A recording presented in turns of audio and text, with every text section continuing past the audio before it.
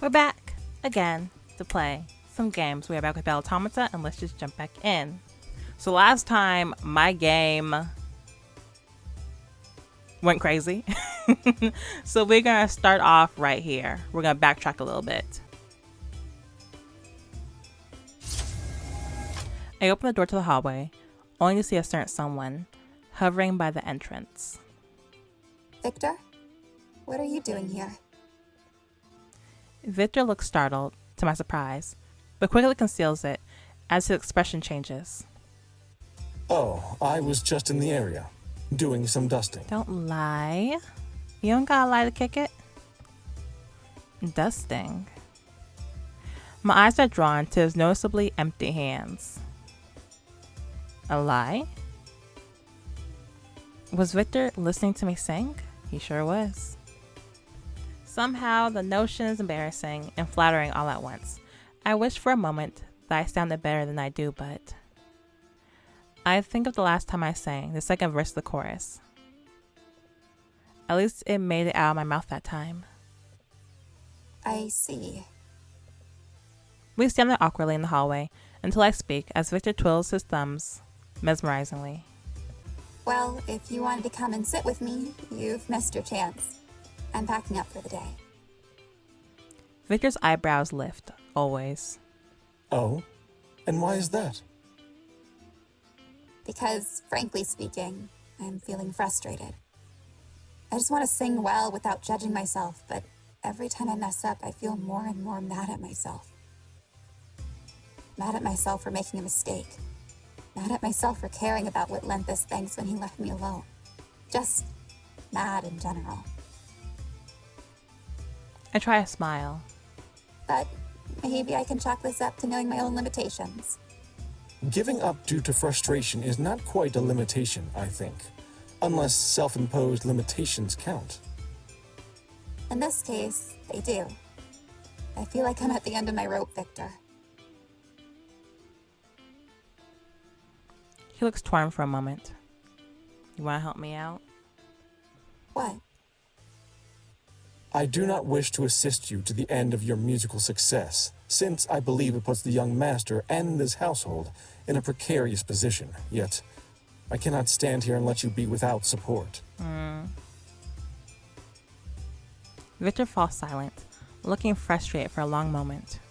I will give you a word of advice. I'm listening. I wince, preparing myself for whatever Victor's about to lay on me. Yes, it is good to know one's limits, but as the old human adage goes, practice makes perfect. If you want to succeed in this Musicast competition truly, then you must be ready for the possibility that you will win. And in order to do that, you must practice, as must I. I look at him in bewilderment. Victor? What do you need to practice? It is high time I take advantage of your excellent example.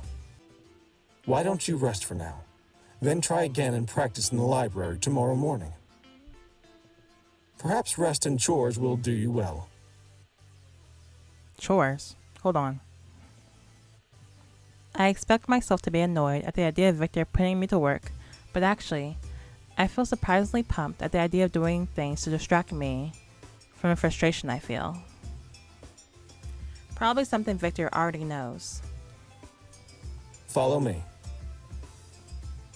I trot behind him cheerfully, ready to work off my frustration and be fully put to work. The next day, after refreshed, as I go into the library to practice. I worked pretty hard yesterday, so today feels like a dream. Rest, relaxation, and practice. I'm not sure that sort of work can really be considered relaxation, but if I compare it to yesterday, it counts, right? When I walk to the area where the instruments are still kept, to my surprise, I'm not alone.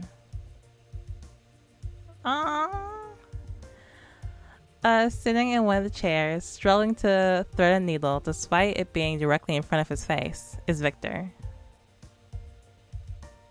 At his feet sits a little basket filled with materials, pins, and pin cushions. threads of various shades, hoops, and cloth for embroidery. All sorts of things.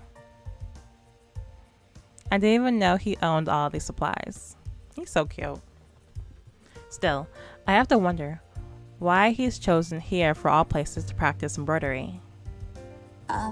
Victor, what did you come for? Oh, this?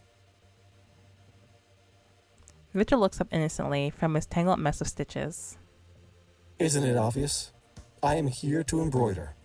For practice, specifically, and not at all to keep you company, if that's what you were thinking. Sure. I quirk an eyebrow upwards. Is that so? You guys are both doing the eyebrow thing. Yes, it is certainly so.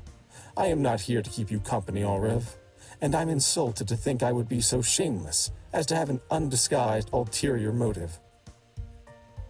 Right. There's a note of sincerity and seriousness in his voice that makes me wonder if he's telling the truth, or if he truly believes that he is. But instead of pursuing the matter further, I smile. Then I should practice singing scales as a warm-up. I start with middle C scale, my voice rising and falling with the notes, over and over. Every once in a while, there's a hiccup, but this time I try not to let myself get too caught up. Even humans don't sound perfect all the time. No, Aureve, only mindless machines do that. And you are not a mindless machine. Absolutely not.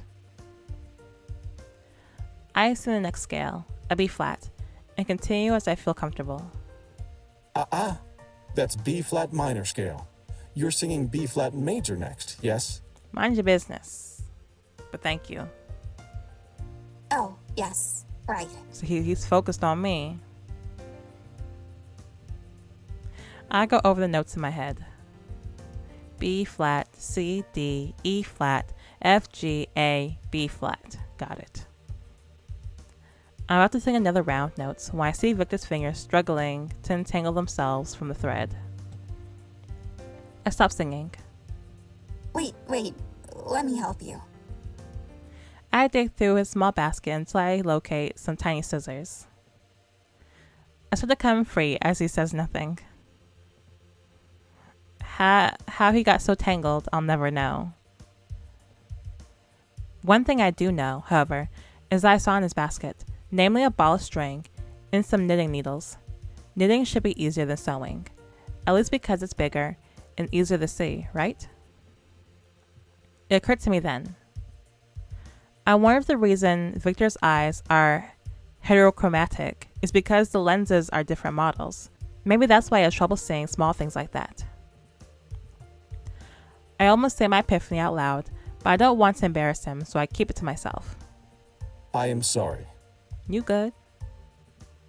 I look at him, pausing in my cutting work. Why are you sorry?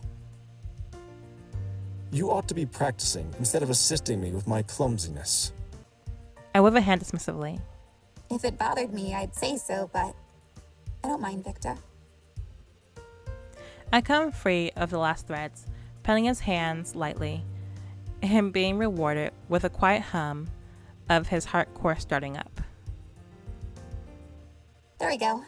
Now, how about this? Have you heard of knitting? I have not, no. I reach into his basket, the supplies noted from the first time I dug through the basket for the scissors. He probably knows already, but This is yarn, and these I put out 2 thin rods. are knitting needles. I admit I purchased them because I thought it was a larger needle and thread, but could not conceive of why they lacked holes and why they came in a set of 2. I let out a laugh. Completely different method of creation. Here, let me show you how it works. Loop it around there, move the needle like so, and slide it off. Voila! There's your first row. Victor stares down at the row of neat nods. My first row. He looks up at me. Thank you. I will work hard to make this piece a success. How about a scarf? You can just keep making rows until it feels long enough, and then I'll show you how to end it. That would be... His lackluster reaction draws my attention. What you want to make? What? I do appreciate it, but I feel some concern as well. I did not come to distract you, and yet, here we are. It's fine, it's fine. That's fair. Well, maybe I can take a break and knit a little too, just to keep my mind off singing. Zephyr did suggest doing other things while practicing, so... You will do no such thing. She can sing while she knits. Victor's protest surprises me. I thought he didn't want to support me musically. I ought to leave. No. If anything, I should depart so that you may practice in peace. No. You shall do no such thing. Exactly. I looked down his basket thoughtfully. I mean, not if you don't want to. I can multitask, and honestly, I should be. It's what Zephyr recommended anyway. I rummaged the little basket for extra supplies, and thankfully, Victor's basket does indeed have some more yarn and another pair of knitting needles. I start to knit, going through another vocal warm-up by singing to the scales. To my surprise, as I concentrate on knitting, my voice comes out flawlessly, without a hiccup in sight. I stop singing abruptly. What is it? Nothing, just Zephyr was right. If I can sing without thinking about it, then I may be able to sing in front of people if the time comes. I doubt it will, but it's nice to prepare myself. Taking a deep breath to calm myself, I look up at Victor. I know you won't support me, and I understand why, but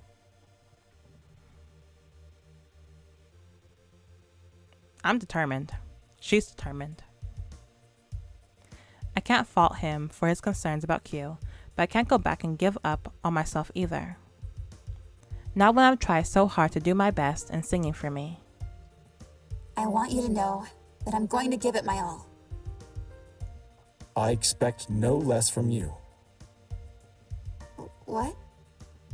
Aren't we both just doing our best to protect what we love?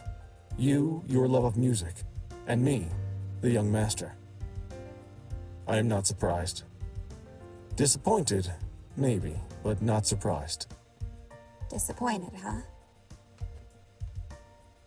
My expression is hurt for a moment, but then Victor surprises me by clicking his needles together. No matter. Whatever happens, I hope we can stay on the same path as we are now. I don't think that's likely, but I smile brightly. I do too.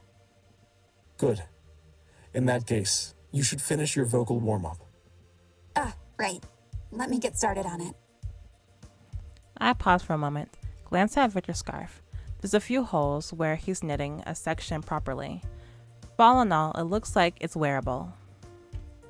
I look up at him at admiration. He's a pretty quick learner. We just had to find his stride. Well? Oh, yes, of course. Sorry. Victor holds up a gloved hand. No need to apologize. I didn't compile a list or anything as thorough as that, but if there is one thing that is for certain, it's that I do enjoy when you sing. Aw.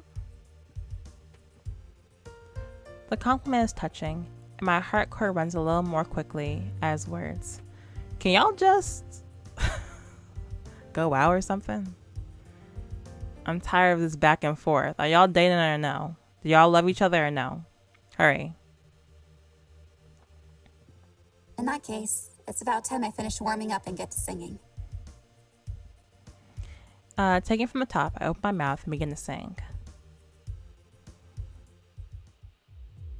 I've been practicing, or perhaps I should say we have been practicing. Despite his lack of desire for my success, Victor is surprisingly supportive. I wonder why. Because he likes you. He loves you. Maybe I should ask him then. Go ahead. But then again, maybe it's too much for it to be pointed out. As is, the fact that he's helping me improve my singing at all is incredible. And inquiring further into it feels a bit like I'm taking his kindness for granted. How so?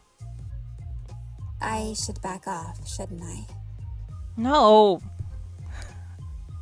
I just want him to confess to you. Because you've already confessed to him. I just want him to confess, you know. I make my way to the library. The thought on my mind.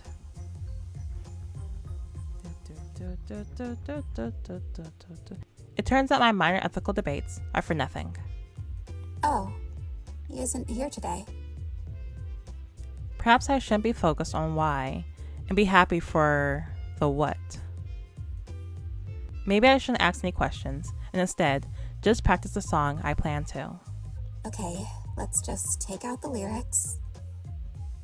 And then I open my mouth to do a quick C scale, my throat sliding from note to note with ease. I've really improved. For a moment, I feel a twinge of guilt, but I let it pass over me, flowing over my heart core like the wind. I'm not going to hold these feelings, my grief in. I'm going to sing them out as much as I can. I open my mouth and pure sweet noise comes from my throat, and it just feels right. If only... I look at the space where Victor and I usually sat together knitting, and feel his absence all the more so. I would have never gotten this far without support and corrections. I wonder where he is. He can't be far. Yeah, you guys live in the same house. Probably upstairs, downstairs, across the hall. Trailing out of the library, I make my way down the hall.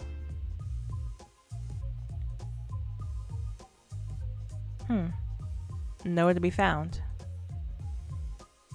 He's not in the halls or even his own room. Do robots go to the bathroom? Outside? The rose garden? He likes being out there. I thought Victor would be in the living room, if anything, but I look around the empty, attached kitchen. Not here either, huh? Check outside in the garden. For a moment, I wonder if he's avoiding me again. Don't be silly. He could just be doing errands. He could just be... The sound of footsteps approaching made me duck behind the counter. Why? Though I admit I'm not sure why. Okay, that's the last of the laundry. Girl, you better stand up. Once we fold it, could you deliver it to my room? I'm going to go on an errand. We need new light bulbs in the young master's room. Sure thing. They fall silent, trapping me in the kitchen. I can't stay here forever. I move to stand, but Diego speaks again. You know, it might not be my place to say so, but you seem different, Victor. Do I? How so? Diego doesn't reply immediately. When he does, it's slowly and with much thought. You smile more. I do not. Are you sure? Because I'm pretty sure I've never seen your teeth as much as I have lately. You've relaxed. I have not. Victor. Diego, I am exactly the same as I have always been. Are you sure about that? I don't think so, Victor. And listen, I'm not accusing you of changing. I'm just saying that you have changed. For the better, in my opinion. You don't seem as strict as you used to. Are you sure? Because I can certainly assign you more tasks if you keep this up. You don't scare me, Victor. Especially not right now. Aureve? What does this have to do with Aureve? Everything, in my humble opinion. Victor falls silent, and I struggle to keep my heart core calm in the face of his silence. You think Aureve has changed me for the better? Yup, don't you? I admit that my way of processing thoughts is less than identical to how it was before, but I will confide in you that I am uncertain of whether this is a positive development or not. I am not a machine of change. I know, but I think change is good for this house. There's been an unsaid status quo that needed to be shaken up, and I'm glad Aureve is the one to do it. Do we put away the hose? We should go do that. The hose? I'm pretty sure. Just check, will you? He knows I'm here. I trust your judgment, so I will go. Victor leaves Diego alone in the room. I hope that Diego will go with him when I hear something surprising.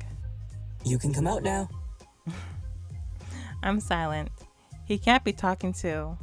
Hurry, before Victor comes back. I scramble to my feet. How did you...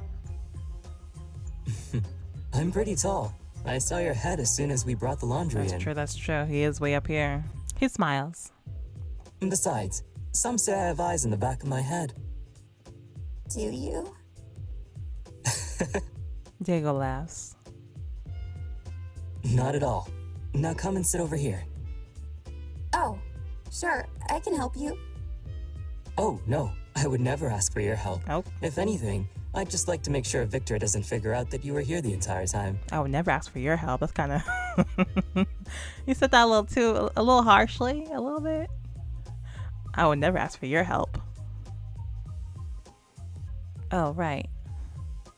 I follow his instructions, sitting gingerly on the couch that doesn't have laundry on it. We sit in silence for a few more minutes, waiting for Victor to come back. Bluebird, Diego! Hello, It's a whole all. party. Everybody here. Zephyr, where did you come from? Was you hiding too? Zephyr's lips shift into a frown. That's it. No, hello, how are you, you glorious android? Just where'd you come from, as though I came slinking from the sewers? Hello, Zephyr. I'm not gonna call you a glorious... Hello. How are you, you glorious android? Don't humor him. But if I don't, he'll just keep going, you know. I do, but as usual, I somehow don't expect Diego to say out loud. Guess I forgot who I was dealing with. Ouch. I'm wounded, honestly. And anyway, how come Aureve is called Bluebird? Why don't I get a nickname? Still, why am I Bluebird? There's nothing blue on me. If anything, you're the Bluebird. I definitely, because what Diego called me, a strawberry, a watermelon, a strawberry. I can see that. But Bluebird. Do bluebirds be singing? Do they sing? Well, what about hummingbird? Wait, hummingbirds don't sing. I don't know. Because Bluebird is taken, and I don't have the time to just dispense them like candy. A good nickname is earned, Diego. You're simply not worthy. Yet. That's kind of mean. I'm not that interested anyway. I'm just curious. I wonder what I did to get a nickname, so I just ask. Why do you call me Bluebird? It's the name of my fandom. Or was, anyway. Besides, it's cute and it fits. Especially now that you sing. Oh, it's a party. You sure is? That's exactly what I said. He doesn't exactly seem pleased as he excuses himself to go back to the couch full of laundry. No doubt you're both here to assist with the laundry. No, sir. Wrong-o, incorrect, absolutely no. I don't know about Aureve, but I'm here to discuss your ranking. Ranking? My what? Your ranking in the MusicCast competition. I've been keeping track of your ranking, and ever since I started endorsing you on Clip Talk, people have been voting for your song. Clip talk. You're in 5th place. Hey. Whoa, and that's much higher than I expected. Diego, can you go back to your room? For once, I can't be surprised because Diego's sentiments match mine exactly. Are you serious? I'm serious. We might actually have a shot at this thing. I glance at Victor, but he's silent, folding intently without much input. I know he's cheering for me on the inside. That's my girl. Aureve needs to be in the top 3 to receive a prize, but we're so close! And there's 6 more days of voting left. That much time? I'm still flabbergasted to the extent that I don't know what to say. I looked at Victor again, and this time, I catch his eyes as he stares at me solemnly. Solemnly? Before I can stop myself, I hear my own voice blurt out. Victor, I'm sorry. Don't apologize. He doesn't reply, looking down at the laundry, and everyone falls silent as they look between the two of us. I know how Victor feels about my success. True, he did help me, but that's exactly why I'm sorry. I'm sorry it had to be this way, and that we both can't have what we want.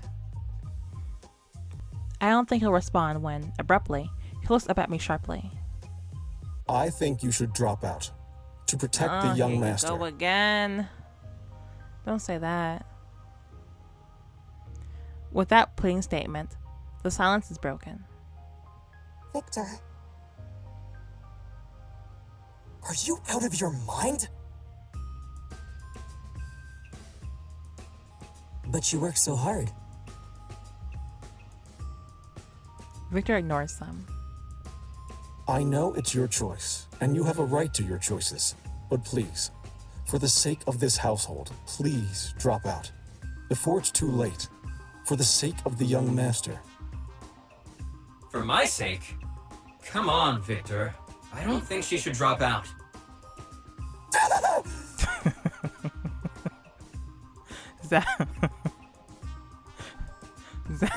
Sorry.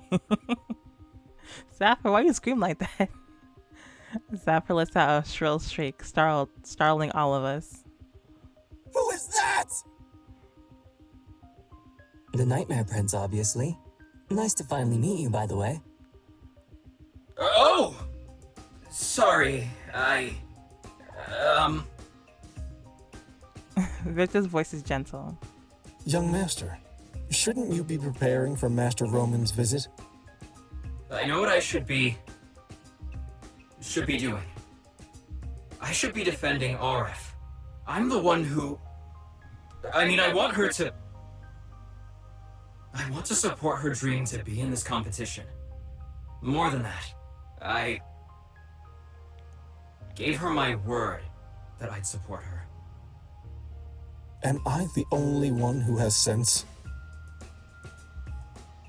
He mumbles the words quietly, so none of us respond. Hello? In the silence, the doorbell rings suddenly. Awkwardly, Diego and Zafir exchange looks. I'll go put away the laundry. I'll help. So none of y'all want to get the door? and I'll get the door. I walk to the door, trying not to feel as bad about this complex situation as I do. Is it Roman? Sorry, I'm late. Everything okay, Aureve? Roman is going down in there. I'm fine, just... I trail off, shaking my head. It's too complicated to explain from the beginning, and besides, it's not like I've won anyway. This could have all been for nothing. It's nothing to worry about. I lower my voice. Just a little hiccup between me and Victor is all. Say, It'll be fine. Anyway, come on in. Where's Victor? I don't know, where you go? He was just here. There's the quiet sound of a door sliding shut. Was that the... Garden. Got it. I'll go talk to him. Roman leaves me alone in the living room for a moment. I just stay there. But then, I should follow him and explain what's going on. I start to pass to the laundry room to get outside when... What's going on with you and Aureve? Let me hear this. The sound of my name makes my ears perk in interest. I really shouldn't eavesdrop twice in one day, but... I'm turning into Q, aren't I? a little bit. It's okay. I look around, as if saying his name will summon him, but instead of hearing his voice above me, I can hear the conversation clearly. It's not what's between Aureve and I. It's what Aureve is planning to do. Please, find a way to help stop this. I worry that if we are revealed as rogues, the young master will face troubles because of our preserved existence. Rowan presses his lips together. It's beyond true that the world isn't ready to accept a sentient android as a reality. But I'm sure Aureve will be careful not to reveal her sentience if she's chosen for the music competition. Besides, that's what you're worried about? There's a risk that if caught, you will all collectively be decommissioned, maybe even studied, but you're concerned about Q? He already has a support system. There's a long, silent pause. You of all people should know that the house is under my name, and that I'm the one who brought you all together. If anyone will be in trouble, it would be me. I would never let anything happen to my brother. There's another pause as Roman sighs in the face of Victor's absolute silence. I have to say, I'm disappointed in you, Vic. Even now, with a chance for something more, you're still putting my brother before yourself. I know I entrusted his well-being to you, but... Roman sucks his teeth quietly. I was hoping that whatever it is that's developing between you and Aureve would help you grow. I was hoping that you'd start to support each other in totality. Still, we all choose our priorities. Make sure you choose the right ones. I peek through the curtains and see Roman turning towards the door. Oh, I've got to get out of here. Yeah. I hustle out the laundry room and up the living room staircase as quietly as I can. What do I do? I don't know. Seeing Victor plead to Roman for help is not something I ever expected to hear. And not only that, Victor sounded genuinely, distressed. I did hear that. You sound real scared. It's not an emotion I've ever expected to hear from the stoic android, and it sends a shiver of uncertainty up my spine. Can I really sit here and choose myself after all this time? For the first time? I cover my face. I feel so confused. But then, Wait, Roman was disappointed in Victor for not choosing himself first, for not supporting me with his all. For a moment, I feel a twinge of guilt, but I let it pass over me, flowing over my heart core like the wind. I'm sorry, Linthus, but I can't let how I want you to think of me to control me anymore. I'm going to sing, Master. And that's for Victor. Regardless of what he thinks of me, I'm going to choose what's best for my dreams and protect his household. Both. Tightening my fist, I return to the library to practice once more.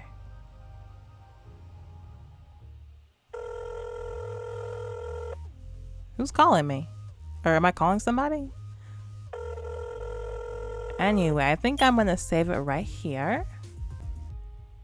We really going through it. Victor. It's like he wants to support me, but he can't bring himself to. I don't know. I gotta see. Thank you for watching. Make sure you like, comment, subscribe, follow me on my social medias or description below, and I will see you guys next time. Bye bye.